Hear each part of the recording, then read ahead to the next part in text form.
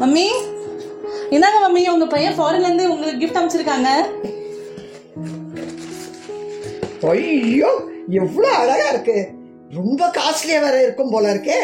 என் பையன் ஒவ்வொரு பர்த்டேக்கும் காஸ்ட்லியான பொருள் தான் வாங்கி தர்றான். சரிங்க மம்மி, நான் வரேன், நீங்க பாருங்க.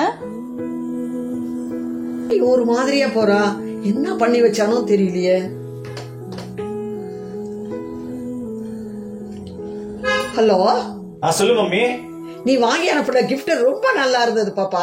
நீ செஞ்சது பெரிய தப்பு. அவங்க அம்மாவுக்கும் ஒண்ணு வாங்கி அனுப்பி இருக்கலாம் இல்ல. அவ ரொம்ப டல்லா போனா பாப்பா. மம்மி நான் அவங்க அம்மாவுக்கும் வாங்கி அனுப்பிச்சிருக்கேன் மம்மி. என்னடா சொல்ற? சரி வை, நான் பேசிக்கிறேன். ஏன் பாப்பா டல்லா இருக்க? மம்மி நான் ஒரு விஷயம் சொல்றேன், அதை நீங்க கோவப்படாம கேப்பீங்களா?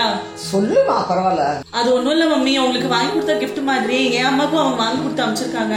அது வீட்டுக்கு போய் கொடுக்கலாம்னு நினைச்சேன். அது அவங்க கிட்ட எப்படி கேட்கணும்னு ஒரு மாதிரியா இருந்துச்சு மம்மி. இதெல்லாம் போய் என்னமா தப்பு? நீ என்ன அம்மா மாதிரி பாக்குற, அதே மாதிரி அவன் உங்க அம்மாவை அம்மா மாதிரி பாக்குறான். சே, நீங்க என்ன மம்மி ஒரே வார்த்தையில எல்லாம் முடிச்சிட்டீங்க. நான் என்னென்னமோ யோசிச்சேனே. இது என்னமா யோசனை வேண்டி கிடக்கு?